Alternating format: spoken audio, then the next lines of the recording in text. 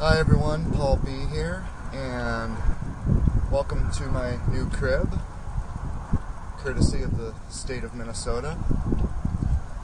I wanted to today do a video on one of the topics that seems to interest people the most on my website, and that is the topic of noise and the nature of noise.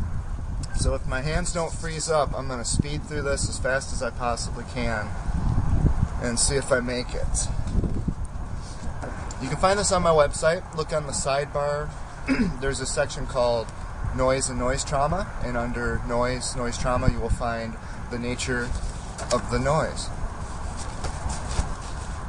But I thought I'd just explain it in words. Maybe that'll help you understand it, or at least let you learn about it quickly. Now, first things first, when you're visualizing sound, you can do so with what we call a waveform. Now this is a y-axis and an x-axis, and you can see perhaps this red waveform. This is a kind of a sine wave, and up and down through the y-axis is the intensity or the loudness of the volume, and through time. So you can see that this thing grows louder, and then it gets quieter, and then it grows louder again, and it gets quieter, and it does so at a certain frequency, which we'll get to in a moment. But that lets you see a graphic representation of what sound is. And sound is a displacement of some kind of a medium. And on Earth, in most cases, that's air. Could be water, but it's usually air, obviously. Now, the basic attributes of a sound are going to be the frequency, the loudness, and what's called the timbre. It's spelled timbre. I've heard people pronounce it timbre. I've always been told to pronounce it timbre. You know, the unique timbre of an instrument, for example. Now, the frequency is the number of times a waveform repeats or cycles over a period of time. And the unit that we use with frequency is the hertz, and that is cycles per second. So when we're dealing with frequency, we're usually dealing with how many waveforms there are in 1 second. You might know when you plug into your wall, it's, I believe, 60 hertz. So 60 times per second, the alternating current goes up and down. Well, it's the same thing with sound waves. Can't read upside down. Frequency determines the pitch. So if you have a high frequency, it's going to sound a little more like this. And if you have a low frequency, it's going to sound more like this, like Barry White. Okay? Now, that's important because, by the way, a high frequency would mean that there's more of these in a short period of time, whereas a low frequency would have fewer. And we'll see that in a moment. High frequencies, very high frequencies, are very shrill and piercing. They're the kind of things that the police would use for a noise cannon to hurt people. In fact, they can break your eardrums. They make you uncomfortable when they get very, very loud. High frequencies, however, tend to be reflected and absorbed easily. So if you're in a room and there's a high frequency outside, generally a lot of the character of the sound will be stripped before it gets into your room by the walls and such. Low frequencies are another story. Low frequencies can travel through almost anything. And that's why those thumping subwoofer cars, boom, boom, boom, boom, boom, boom, that stuff, it just travels right through everything. It's the same reason you can put a subwoofer on your stereo anywhere in the room, but your other speakers, which have the mid-range and high frequencies, they have to be positioned properly, almost line of sight to where you are. Also, frequency, mathematically, it's the inverse of the wavelength. Now, when we think of wavelength, we tend to think more in terms of the electromagnetic spectrum. There's ultraviolet, microwave, gamma rays, X-rays, and they're determined by the wavelength. But it's basically, mathematically, again, if you have frequency of this often every second, the distance is a wavelength. So a long wavelength is going to be a low frequency. A short wavelength, where it's repeating quickly, is going to be a high frequency.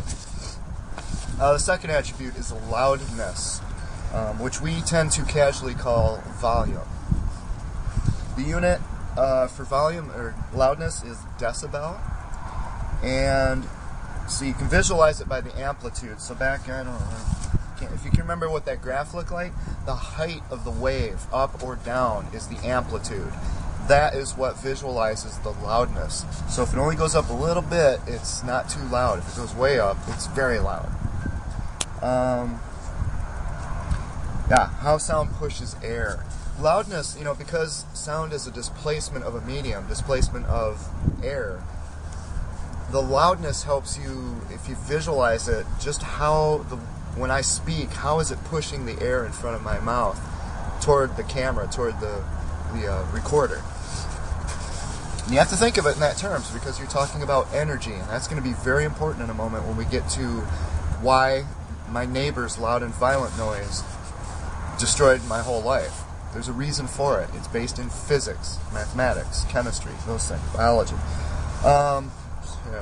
So energy, I did put that. Also, loudness is perceived logarithmically. Now, if you did not attend a Meannesota school, you probably know what a logarithm is, but just in case, let me explain it. You've seen exponential functions where, something takes off slowly and then it takes off like a rocket, like the national debt. The logarithm is the mathematical inverse of that. That takes off, the graph takes off quickly and then slowly tapers off to where it's barely rising over a long period of time. And what that means is that, in terms of loudness, it means that our ears can perceive the quietest sound. If it was silent here with no traffic or anything, or me speaking, I could hear a leaf just blowing, hitting against the grass. I could hear that. I could also hear a nuclear bomb going off 1 mile away. And yet, it wouldn't destroy my hearing. The nuclear bomb might. I'd be destroyed in another way. But you know what I'm saying. I can hear an extremely loud sonic boom or crash of thunder, and I can hear that leaf bouncing around. But it's not good enough where I can hear, say, a caterpillar's legs walking. But the range of energy, the range of loudness that we're able to perceive is absolutely tremendous. And the reason is because human hearing is logarithmic. And that's why the decibel is a logarithmic scale. So when you talk about decibels, it's kind of like earthquakes, the Richter scale. It's logarithmic. There's it goes 1, 2, 3, 4, 5, 6, 7, 8, 9, but between 8 and 9 is a huge jump. I mean, the range of earth shaking between 0 and 9 is outrageous. You can't even really feel one until they're about 4, 4.5. By the time it's at 9, you're in peril of cracking the earth in half almost. So, logarithmic functions are wonderful. I just love them. If you graduated from a school that taught you how to think and how to be fascinated by this awesome world of ours, definitely look into logarithms. They're beautiful mathematical constructs. The third attribute is timbre. Yeah, sorry, I can't read upside down even though I wrote it. The unique quality, character, or voice of a sound. Why does my voice sound like me, but your voice sounds like you? Sammy Davis Jr.'s voice sounded like his. Aretha Franklin's voice sounds like hers. Why is that? Well, it's because of the timbre, that particular characteristic of sound. In any sound you have a fundamental frequency. If you look at a piano and you hit middle C, ding, or ding, that would be C. That produces, not on a piano, but in say a tuning fork, a pure tone. But in the real world, tones have multiples of that on top of it. You know what I mean? So if the wavelength is, if the waveform is this high, you also have ones that are twice as high, 3 times as high, 4 times as high, half as high, 1/4 as high. They're all mixed together, but the dominant one, the most pronounced one, is that fundamental one. When you add all those together, though, you get something other than a pure tone like a tuning fork. Instead, you get, say, a human voice, one that's dying out here in the cold and breaking up, unfortunately. So I call that a harmonic soup.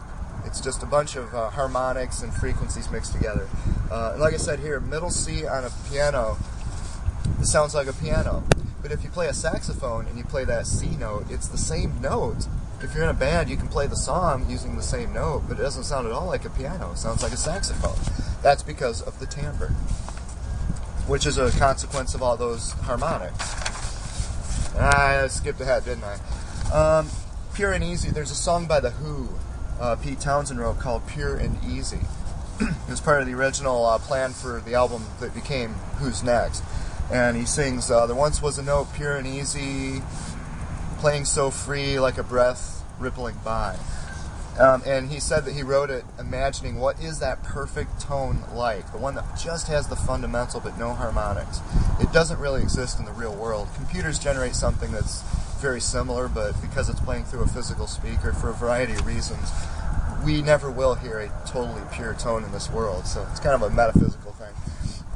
So I already showed you, I already talked about this.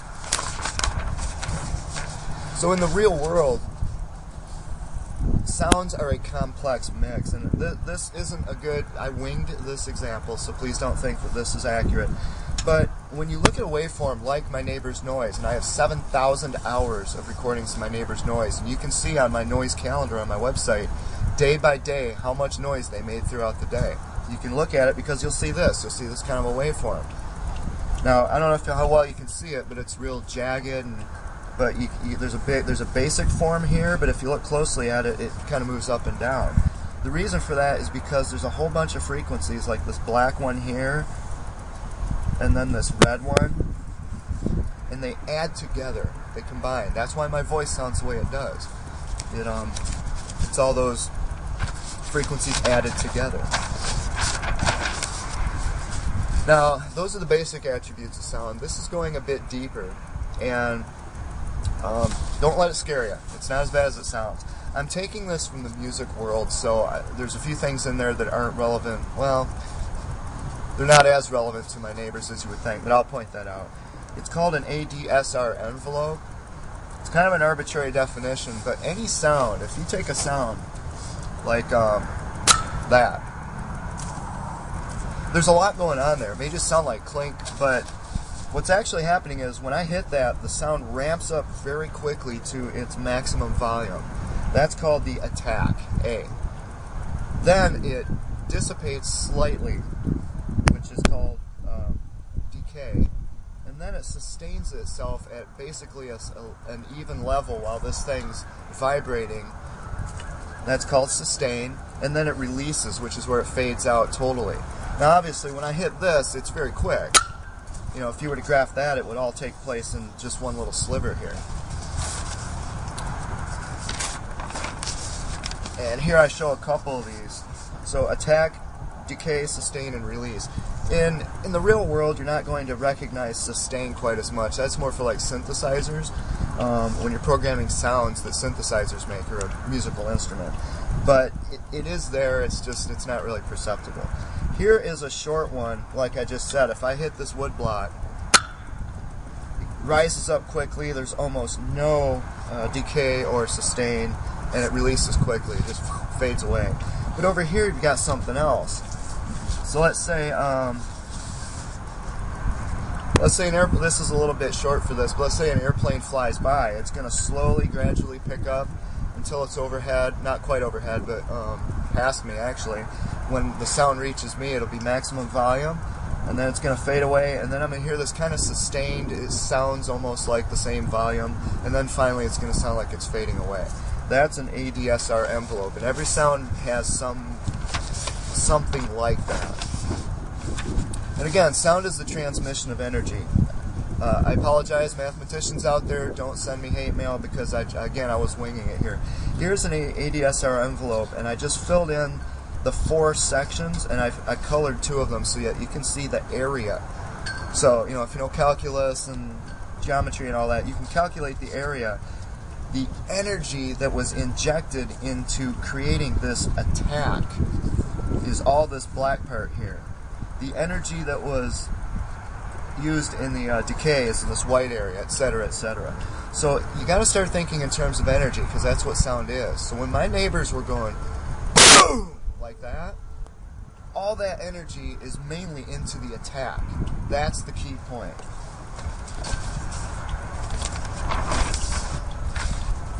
Excuse me.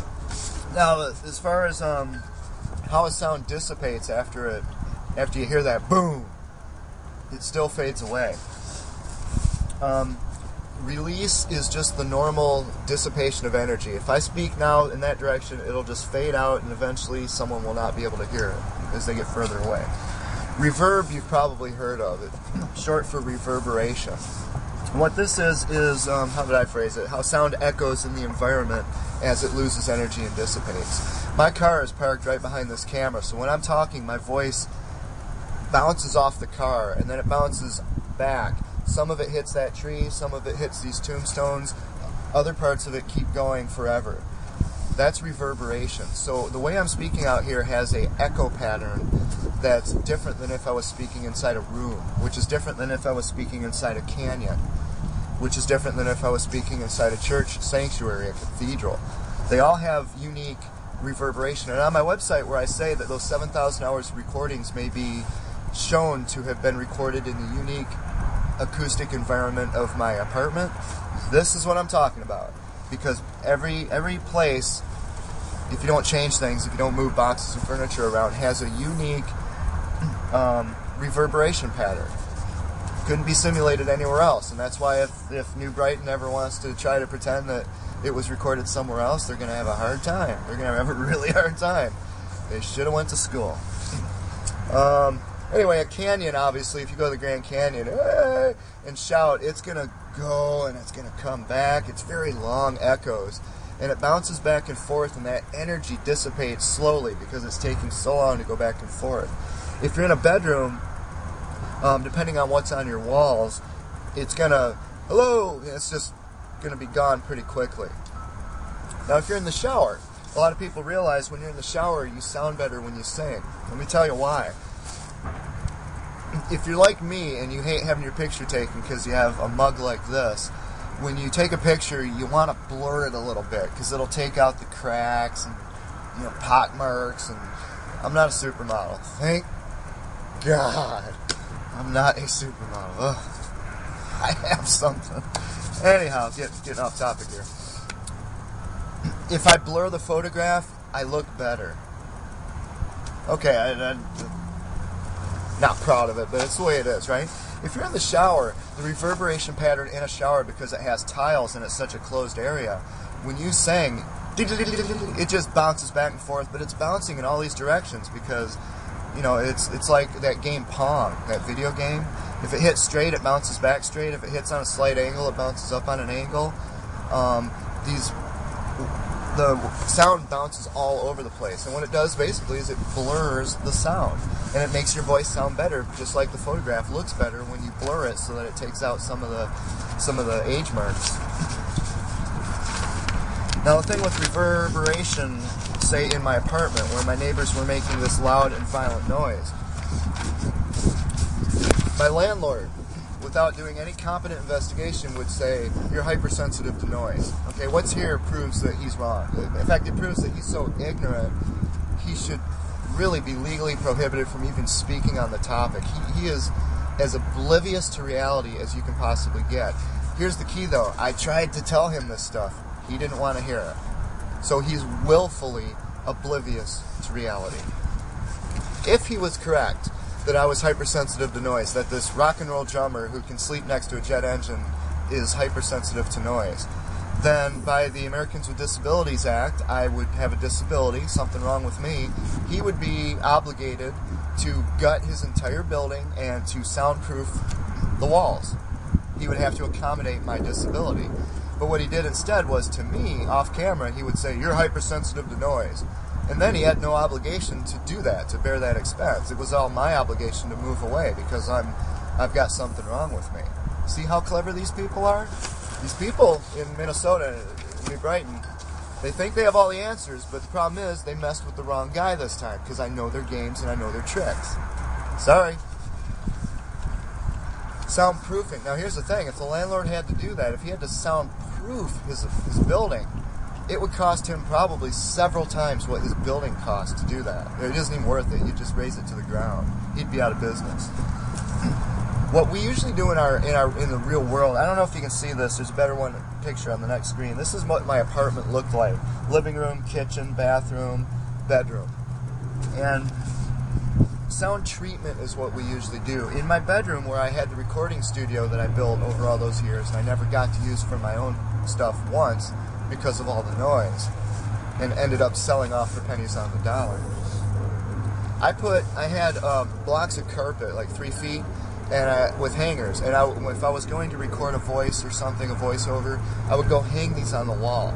And what that did was, as I spoke, the carpet would absorb the sound, so it didn't bounce all over the room. It gave it a very dry, like a radio station. When they speak into those big microphones, they take away all the reverb they can, so it's very dry.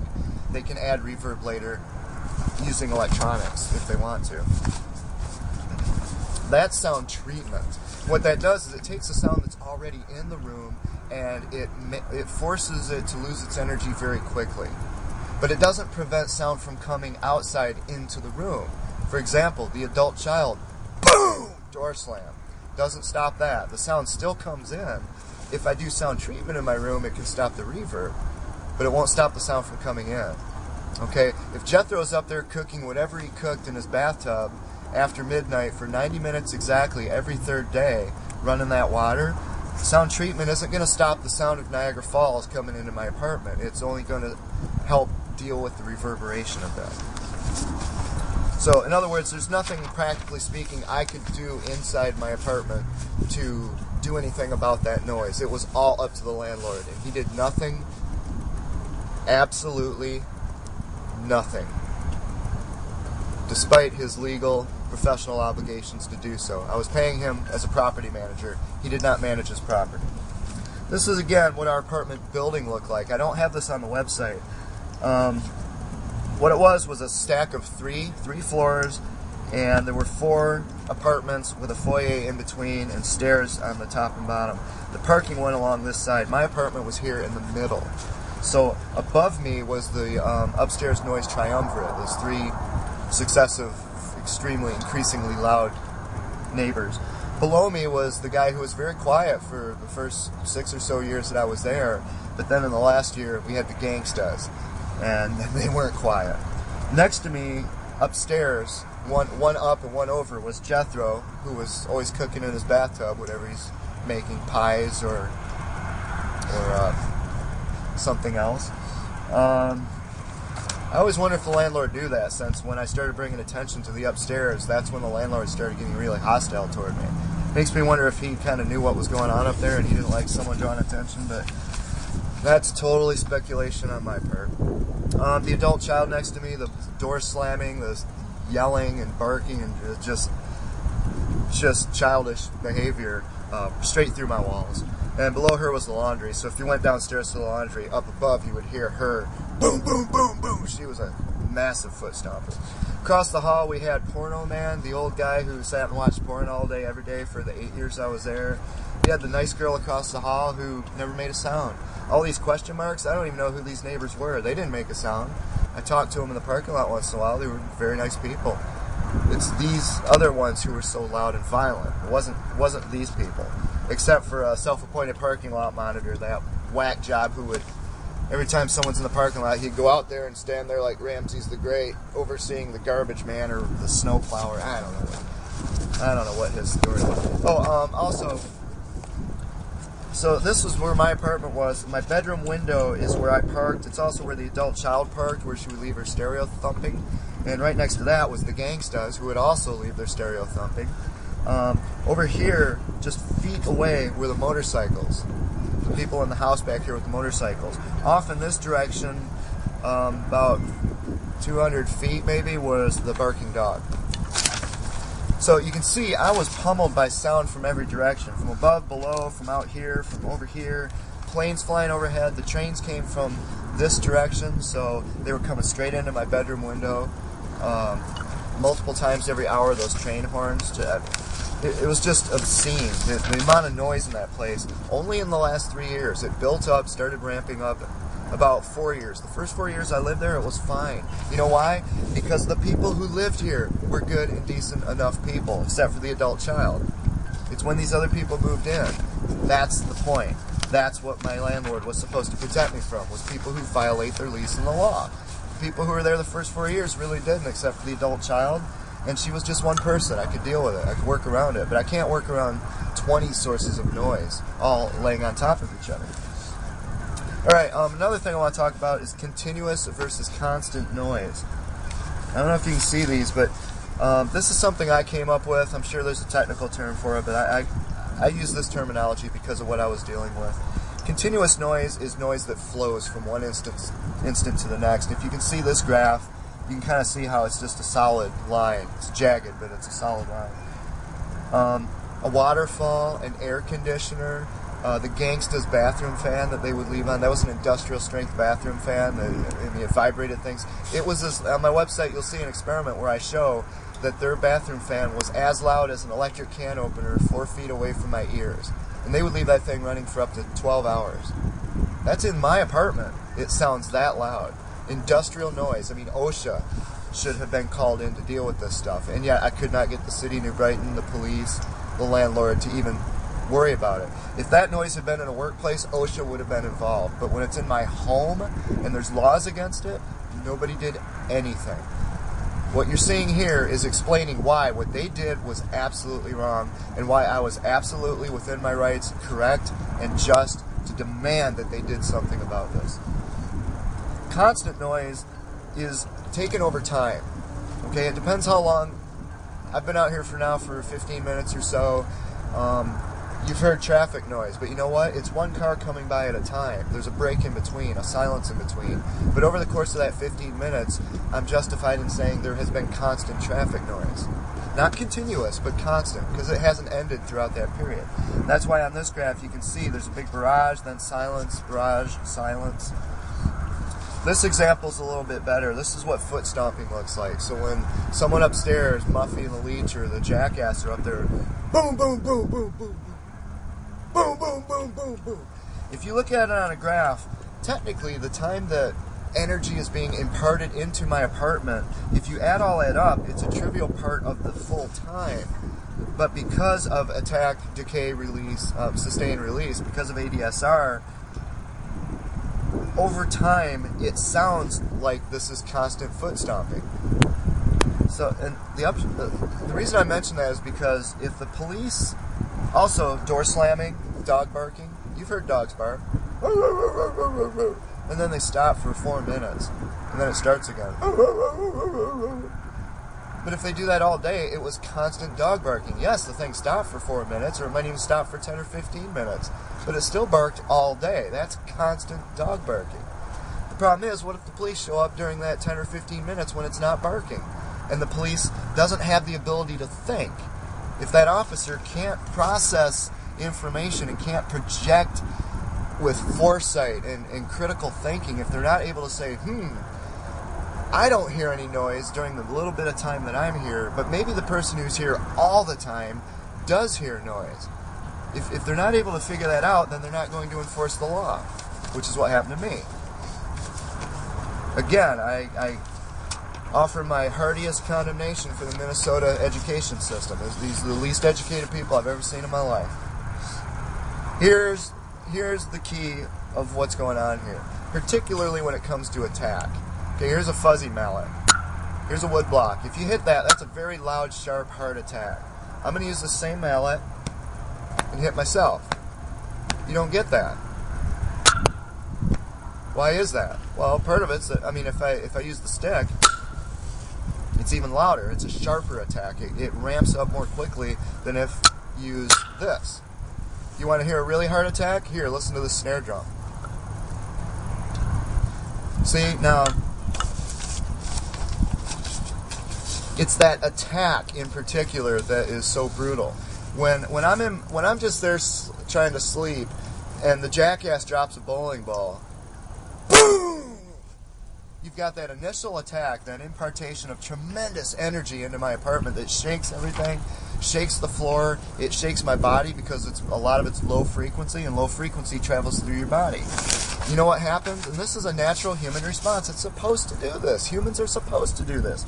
If I'm sitting there thinking and I've got all the blood going to my head, if you can see this guy with the big head, I'm working on a physics problem. I'm writing lyrics to a song. I'm sitting at my synthesizer with my headphones trying to write music. I'm writing a book. I'm reading. I'm doing anything that uses my brain. As soon as there's one of those booms, or even something. Okay, there was no extreme bang there. But the thing is, in my home, that's a weird sound. It doesn't make any sense.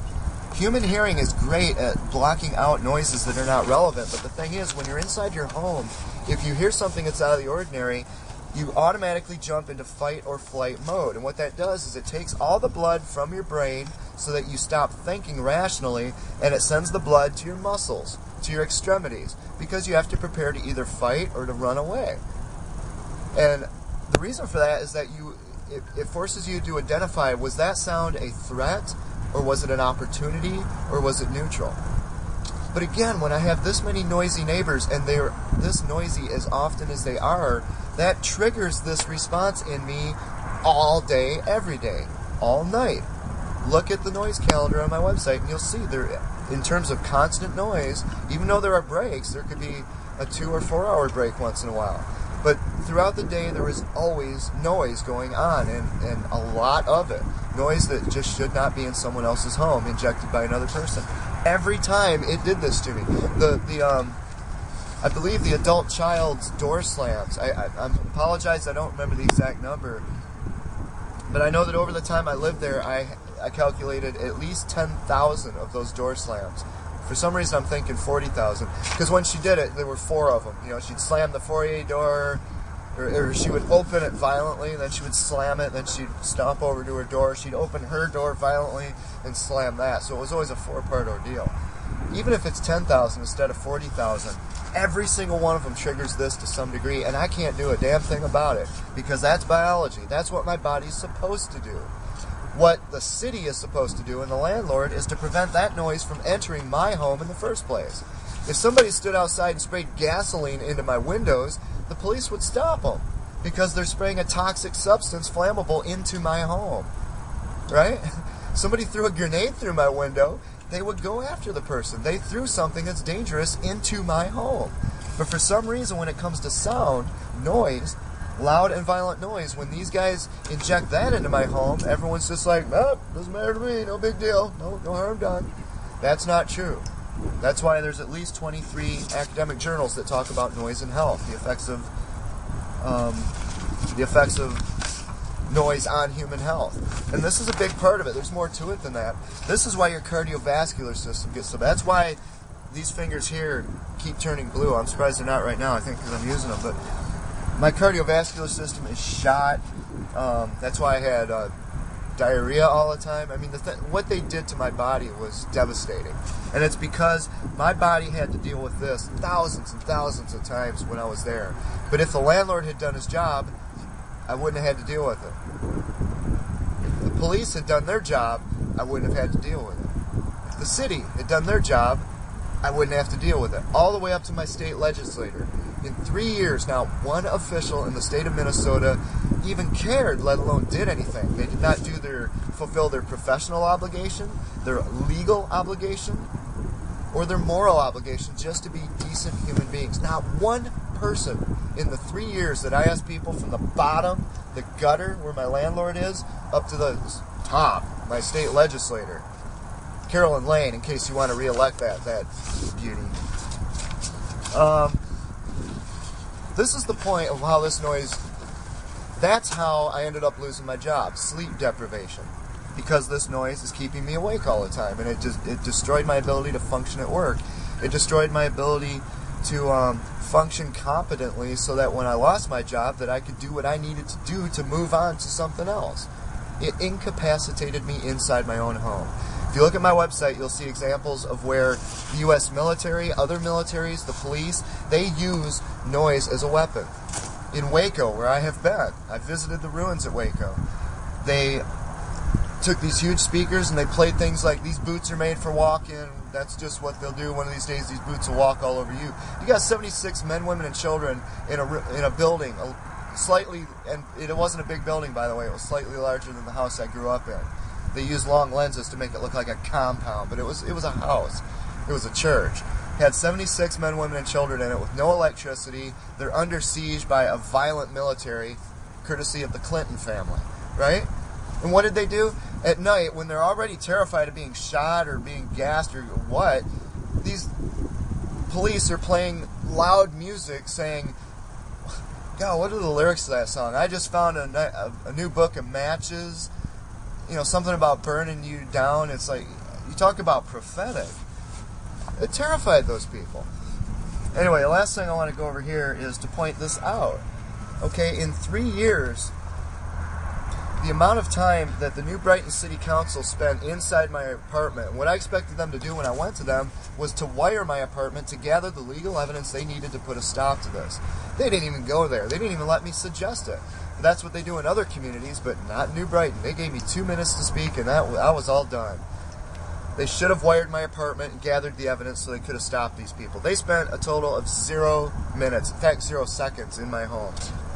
The New Brighton police spent 8.5 minutes inside my home. The pathetic landlord, in 2 or 3 trips, he spent a grand total of 10 to 20. I'll even double it. 40 minutes. I think it was 30, but 40 minutes. Of course, it took him 20 to 30 minutes to get to my place because he didn't live in our building. He lived in another city. So by the time he got there, the perpetrator had either passed out drunk or left. He heard nothing. I, however, was there during the same period for 5,260,320 minutes. Who do you think has more authority? Who can state with more authority what was going on in terms of noise in my apartment? These guys with a 0, the police with 8.5 minutes, the landlord with, I'll give him 40 minutes, or me with more than 5 million minutes. These people did not do their job, and they did not listen to what I had to say, the abundant documentation I had, including 7,000 hours of recordings of neighbor noise. If you listen to that 24 hours a day, that's 9.5 months. And they didn't give me any credibility.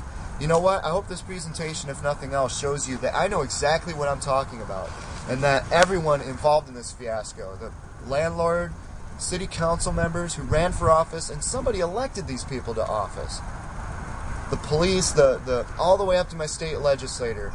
These people are so ignorant that, I mean, I learned this stuff in grade school, for heaven's sakes. I was at least middle school. There was no way it was in high school before I learned this. I knew the basics of this, not all the details, but I knew the basics of what sound was and how one sound is different than another in middle school, easily. These people are 50 years old, they still don't know it. So either they slept through school, or they knew somebody and got a diploma without actually studying, or they're idiots, or this is just a horrifying school system that doesn't educate people at all, which is what I believe is the case based on other evidence. Anyway, I gotta let this thing tie up here. I don't know how much time's left on the recorder. I hope that helped you understand what's going on with my website, why this noise is so important, and how this could destroy my life so that I have to sleep in a car outside a cemetery when 1 year ago I was professionally employed with life savings. I had a 10-year plan I was working on. My life was everything I wanted it to be. Now it's completely destroyed, and I'm going to end up underneath one of these things as soon as the snow hits in earnest. Why? Because these boneheads in Minnesota didn't understand this, and more important, when I came to them and tried to tell them this, they didn't want to hear it. They didn't want to see it. They didn't want to talk about it. And they should be held accountable.